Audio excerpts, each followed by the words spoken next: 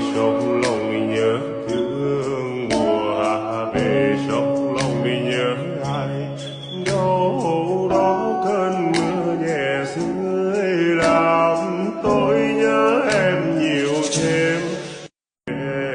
Rơi mùa hạ về sông lòng mình nhớ thương, mùa hạ về sông lòng mình nhớ ai. Đâu đó cơn mưa nhẹ rơi làm tôi nhớ em nhiều thêm. Rơi mùa hạ về sông lòng mình nhớ thương, mùa hạ về sông lòng mình nhớ ai. Đâu đó cơn mưa nhẹ rơi làm tôi nhớ em nhiều thêm. Rơi mùa hạ về sông lòng mình nhớ thương, mùa hạ về sông lòng mình nhớ ai. Đâu đó cơn mưa nhẹ rơi làm tôi nhớ em nhiều thêm. Rơi mùa hạ về sông lòng mình nhớ thương, mùa hạ về sông lòng mình nhớ ai. Đâu đó cơn mưa nhẹ rơi làm tôi nhớ em nhiều thêm. Rơi mùa hạ về sông lòng mình nhớ thương, mùa hạ về sông lòng mình nhớ ai. Đâu đó cơn mưa nhẹ rơi làm tôi nhớ em nhiều thêm. Rơi mùa hạ về sông lòng mình nhớ thương, mùa hạ về sông lòng mình nhớ ai.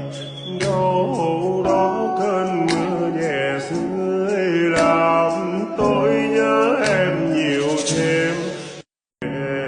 Rơi mùa hạ về sông lòng mình nhớ thương, mùa hạ về sông lòng mình nhớ ai. Đâu đó cơn mưa nhẹ rơi làm tôi nhớ em nhiều thêm. Rơi mùa hạ về sông lòng mình nhớ thương, mùa hạ về sông lòng mình nhớ ai. Đâu đó cơn mưa nhẹ rơi làm tôi nhớ em nhiều thêm.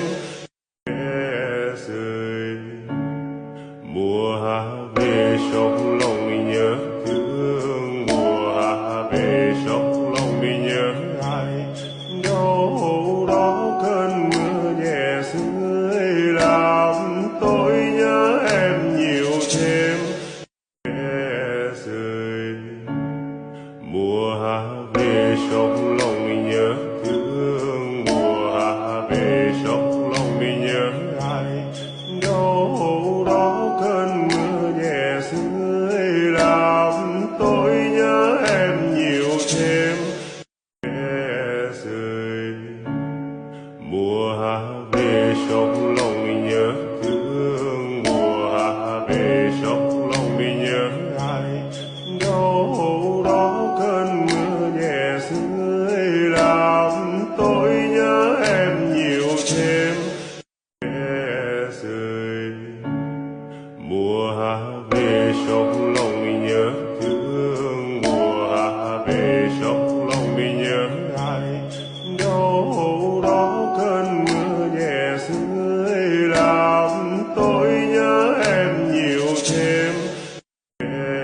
Rơi mùa hạ về sông lòng mình nhớ thương, mùa hạ về sông lòng mình nhớ ai. Đâu đó cơn mưa nhẹ rơi làm tôi nhớ em nhiều thêm. Rơi mùa hạ về sông lòng mình nhớ thương, mùa hạ về sông lòng mình nhớ ai. Đâu đó cơn mưa nhẹ rơi làm tôi nhớ em nhiều thêm. Rơi mùa hạ về sông lòng nhớ thương, mùa hạ về sông lòng nhớ ai. Đâu đó cơn mưa nhẹ rơi làm tôi nhớ em nhiều thêm. Rơi mùa hạ về sông lòng nhớ thương, mùa hạ về sông lòng nhớ ai. Đâu đó cơn mưa nhẹ rơi làm tôi nhớ em nhiều thêm.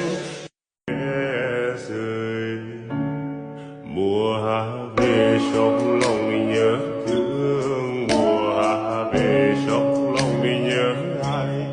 Đâu đó cơn mưa nhẹ rơi làm tôi nhớ em nhiều thêm. Rơi mùa hạ về sông lòng nhớ thương, mùa hạ về sông lòng nhớ ai. Đâu đó cơn mưa nhẹ rơi làm tôi nhớ em nhiều thêm. Rơi mùa hạ về sông lòng nhớ thương, mùa hạ về sông lòng nhớ ai. Đâu đó cơn mưa nhẹ rơi làm tôi nhớ em nhiều thêm.